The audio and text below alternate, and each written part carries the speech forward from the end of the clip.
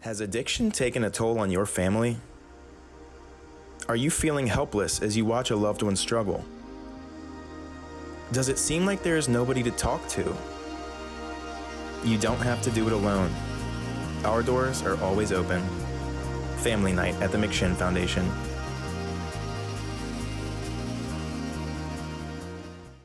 My name is Stewart, and I'm a person in long-term recovery, and I'm grateful to be here.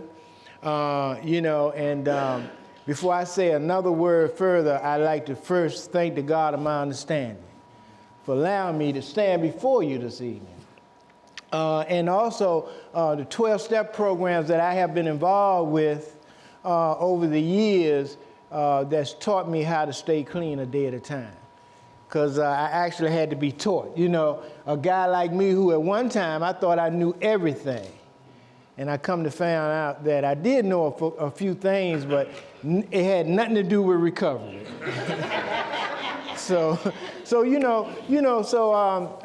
Honesty called me and asked me would I, be willing to come and talk with you guys this evening. And so she told me that the topic was solutions to addiction, correct?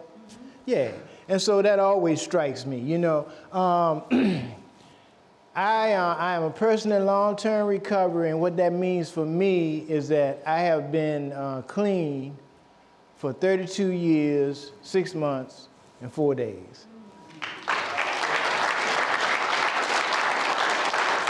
Look, 1 day at a time. I gotta stress that.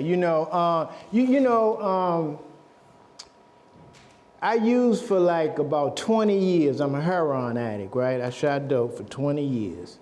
And what I found out is that most people who suffer from substance use disorder don't even know they need help. And that's basically because they have been living a life of addiction for so long that it's become second nature to us. And I found out that's where I was at. My addiction was like, all the things I did in active addiction, I didn't grow up doing that stuff. It was learned behavior, And so all of those things that I did had just become ingrained in my spirit. The lying, the cheating, the manipulating, the hustling, the stealing, and I just did all of that, right? And I didn't learn that stuff overnight. It was a process, And so, I think I had about 16 years into active addiction before I went to my first treatment facility. So, I didn't know nothing about recovery or none of that. The first taste I saw of recovery was when my brother got clean, and we used to use together. And so, whenever I talk about he and I's relationship, and I always say, well, he been in treatment 26 times, And I say that's simply because he was worse than I was, And I'm just joking with him, but I really knew nothing about recovery, and so when Moses went away to treatment, I just said, well, he need a break anyway, so he'll be back, and I'll be here when he come back. And he came back, but he didn't never come back to our little using circle. He stayed clean a day at a time. So one of the most important things y'all taught him was to stay away from me. Because he said, that people told him that, that's your brother, and you got to let him find his own way. And so he didn't push up on me. But he did tell me, he said, if you ever think you need some help, let me know. And I was like, I don't need no help. You the one need some help. I'm all right, So, but what I find out is people don't really know, people like us, we don't really know until some devastating things happen in our life, and sometimes not even after that we need some help, So I got clean, and I have been in the field of helping people for 30 years, ever since I had 2 years of recovery, right? So I remember this guy that I met when I was in, the last time I went to treatment, and I was in Baltimore, Maryland. And so, I found out that recovery consists of me doing some things different. You know, somebody told me, say, look, you can want to recover all you want to, but it ain't going to happen until you throw your hands up in the air. Then you got to totally surrender. You know, and I'm like, well, what that look like, you know? They told me, they said, listen, this is the type of willingness you got to have. They said, if somebody tell you that you need to go over there and stand up in that corner upside down on your head till we tell you get down, the only question you need to be asking is, which corner are you talking about? This one right over here, right here? You know, that's the type of willingness a person who suffers from substance use disorder has to have. Now, I got to tell you, I've been in treatment 7 times, and the first 6 times, I was nowhere near close to that kind of willingness. And as a result of that, you know, I always told myself, which was the worst thing in the world, what I needed to do. And I left some facilities AMA, like I know some of us have.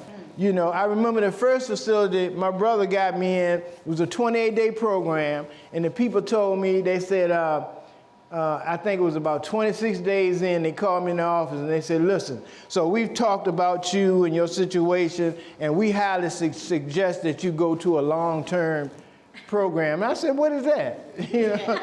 They said, well, you know, 6 months to a year. I said, oh, no, I don't need that. No, I don't need that. I said, I tell you what I'm going to do now. I'm telling help how to help me. I said, I tell you what I'm going to do. I'm going to go home. I'm going to get me a job. And I'm going to go to some of the meetings y'all talk about. And so that's what I did. What I did was when I left out the office, I went and called my wife. She's my ex-wife now. And I said, look, these people talking about me going somewhere, say, I need you to come get me. And she drove 50-some miles and came and got me and brought me home. And that was just a deep level of codependency that we both were suffering from. I didn't know about at that time, you know. So what I did was I left, I went home, and I got a job, and I started going to some of the meetings y'all was talking about. It was a meeting up on Broad Street. I think it was at a Holiday Inn or something, every Sunday morning.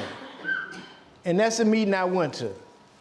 And so I met a guy one day, and he said, man, I see you up here every Sunday. He said, man, how many meetings you go to a week? I said, oh, this one right here.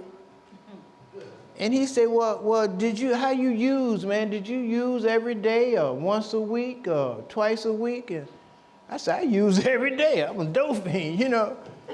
He said, well, man, you need to go to a meeting every day. I'm like, I'm not feeling the stuff people been telling me, right? And so I went to treatment 6 more times, 5 more times after that, and I practiced the same behavior. I was not open-minded. I couldn't understand nothing anybody was trying to tell me because I wasn't trying to understand it. You know, it's like, that's your stuff, man. I know what I need to do. But what I found out when I came back here, I went in treatment the last time, the 7th time, and I started hearing things that were being read in the basic text, and they talk about how we've tried almost everything to try to recover. When we try to do it on our own, we tried new jobs, new cities, just all kinds of things. I remember every time I got a good job, I would tell myself, if I can get this job, you know, it paid $10 an hour. And back in the 80s, $10 an hour was a lot of money. I said, shit, I'd be all right if I can get this job. And I would get the job, and all the job would do was allow me to shoot more dope. That didn't make sense. So then I would say, well, you know, if I can get this girl, you know, she don't use, you know, and she got a good state job, if I can get her, I'll be fine, you know. And I would get the girl, and I would end up putting her in a mayonnaise top and putting some water and shooting her up.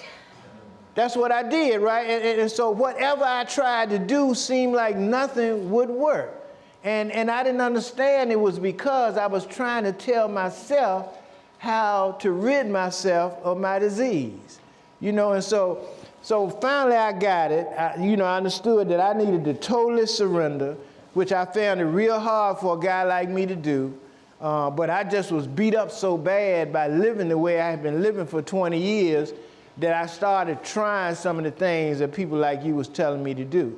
And I met this guy, I had about a month clean, 30 days clean, I'm in Baltimore. I left out the 28, I ended up finishing the 28-day program, and then I went to that long-term program willingly. In fact, I asked for it this time, you know.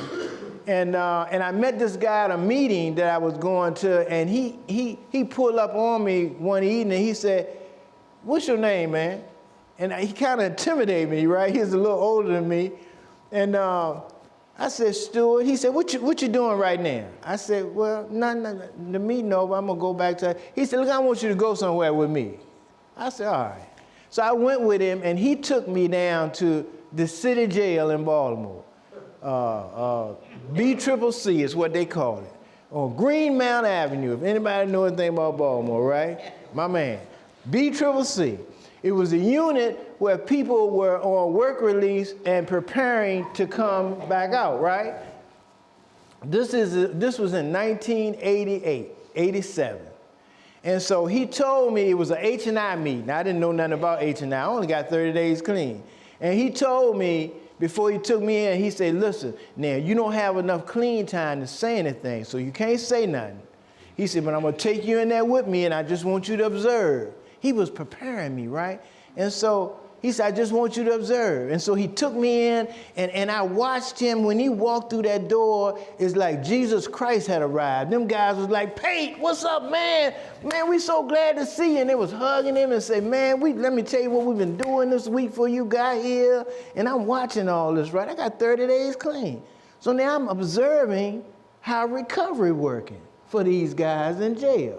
And so they had the meeting, and he introduced me, and guys shook my hand and all that. And then when we left out of there, he said, "What you think about that?" I said, "Man, that's pretty awesome, man. You know, them guys really respect you." He said, "Yeah." He said, "Look, man, I've been a dope fiend for 35 years. He said, "Man, and you know," he said, "I'm treacherous when I was on the street." He said, "People were scared of me." He said, "Man, he said, you know," he said, "I went behind the Hippodrome Theater one time and cut my own throat. I was so sick of myself." And I said, "Man." He said he actually took a straight and cut his own throat, but he didn't die. He ain't died. So he ended up in recovery, right? He said, "Look, man, this is an H&I meeting." He said, he didn't, back in the day, they didn't suggest stuff to us. They told us what to do. He said, "Look, what I want you to do is they got an H&I committee meeting every month. I want you to go to it until you get 6 months clean." He said, "Now, the month that you go, that you got 6 months clean, raise your hand and tell them your name and tell them you knew and tell them you got 6 months and you want a commitment." And I said, "Okay." And I started going to the H&I meetings every month, you know, over in East Baltimore. And then I got 6 months clean, and I raised my hand. I said, "I'm Stewart, and you know, I'm here. I want to take a commitment." 6 months clean. I can't tell you what just going to the committee meeting for the next 5 months did for me. Listening to other recovering addicts just like me talking about going into the hospitals and institutions and helping folks. And so I raised my hand, and when I told them that, they said, "Okay, no problem." And so they gave me a meeting to take into the same facility he took me in, BCCC. And I took that meeting in that jail, I know, for at least 4 years straight. You know, they tell you to do it for a year and pass it on. I held that meeting for 4 years. And strangely enough, what started happening now, I'm selling hope now. You know what I mean? I'm spreading hope. And that's what this thing about, you know. The message is hope, and the promise from that hope is freedom. And I'm a part of that now, see? So I had surrendered to the point that I had become a part of what this recovery thing is all about. So I'm selling hope. Now, one of the things that blew me away was I remember being at a meeting one day, and I might have had about a year clean or 18 months clean, and a guy walked up to me and touched me on my shoulder. He said, hey, man. He said, "My name's so-and-so." He said, "Do you remember me?" And I said, "I don't know." He said, "Man, I was in BCCC, man. You used to bring the meeting down there, man." He said, "I got 6 months clean." I was like, whoa. I felt it. You know, I said, boy, God using me. You know, and God been using me ever since then. You know, all these years of my recovery, I still do the same thing. You know, I feel so blessed when I'm able to to share some hope. I'm gonna tell you real quick what I do right now, right? Is I used to work for an insurance company, Magellan Health. Some of y'all might have heard of them, right? And as a peer recovery specialist, right? So I don't work for them no more. And I'll tell you how that happened. I met a lady at a medical symposium, and we were sitting beside each other, and we were talking, right? So she told me she was the director of at a hospital, and I won't call her name, but she was the director of the, what am I trying to say, Moses? Yeah,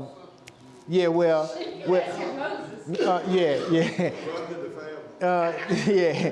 Listen, she is the director of the mental health and the substance use disorder wards at the hospital. And then after I told her what I did, she said, well, you know, we need you over here where we at. She said, who you work for now? I told her, she said, ooh, you work on the dark side of the moon. And I knew exactly what she was talking about, and I laughed with her, right? But then I had to think about that thing. You know, it's like my whole objective in working for the insurance company was to help people like us. But I found it hard to do my job because of all the political stuff and all that's just going on there. And so she said, you know what? She said, give me your information. She said, I'm going right back to the hospital now. She said, I'm going to call you. And I said, okay. And sure enough, she called me, and she said later on that night, she said, listen, I want you to come to the hospital. I want you to meet with me and the head doctor of the ER. She said, when can you do that? I said, you set the date and time, and I'll make it happen. And I did that. And so I went over there to meet her, and when I walked in and I told the lady at the desk who I was there to see, she called and she came downstairs and hugged me. She's also in recovery too, right? And so she said, come on, I'm gonna take you on a tour of the emergency room. And she walked me through the emergency room. We went to the head doctor, and she said, Dr. So-and-so, this is Stewart Morris, and he's a peer recovery specialist, and he works for so-and-so. And she says, and I am trying to steal him.